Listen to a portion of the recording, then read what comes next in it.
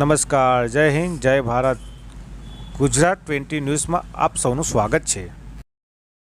મુખ્યમંત્રી શ્રી ભૂપેન્દ્રભાઈ પટેલે દાહોદના પ્રવાસ દરમિયાન દાહોદ ભગીની સમાજની લીધી મુલાકાત. મુખ્યમંત્રીશ્રીએ ભગીની સમાજનું નિરીક્ષણ કરી સંચાલન કરનાર સ્ટાફ સાથે સંવાદ સાધ્યો. આજે ગુજરાતના 17મા મુખ્યમંત્રી શ્રી દાહોદ ભગીની સમાજમાં વિઝિટ કરનારા પ્રથમ મુખ્યમંત્રી શ્રી ભૂપેન્દ્રભાઈ પટેલ જ્યારે પધારી રહ્યા છે તે અમારા સૌ માટે આનંદ અને ગૌરવની વાત છે. તેઓની ઈચ્છા છે કે દાહોદ ભગીની સમાજ શું કાર્ય કરે છે એ એમને નજરે નિહાળવું છે. તો દાહોદ ભગીની સમાજની સફર 1956થી શરૂ થઈ. પૂજ્ય હસુબા, એમના કેટલાક મિત્રો અને શેઠ કાકા જે કહે છે દાહોદમાં બધા, એમના પીઠબળથી દાહોદ ભગીની સમાજની સ્થાપના થઈ હતી.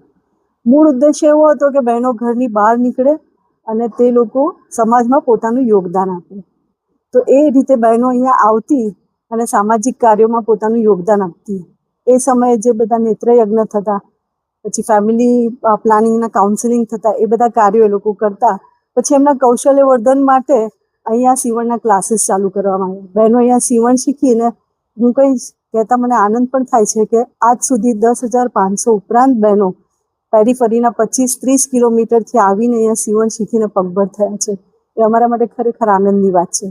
એ પછી એવું લાગ્યું કે બહેનોનો બૌદ્ધિક વિકાસ પણ થવો જોઈએ, એટલે 1965માં આપણે ત્યાં લાઇબ્રેરીની શરૂઆત થઈ. એ મહિલા પુસ્તકાલય જે છે એમાં અત્યારે આપણી પાસે 12,000 ઉપરાંત શ્રેષ્ઠ પુસ્તકો છે અને લગભગ 750 ઉપરાંત મેમ્બર્સ છે, જેમાંના 80થી 100 તો નિયમિત દર અઠવાડિયે આવીને પુસ્તકો લઈ જાય છે. અને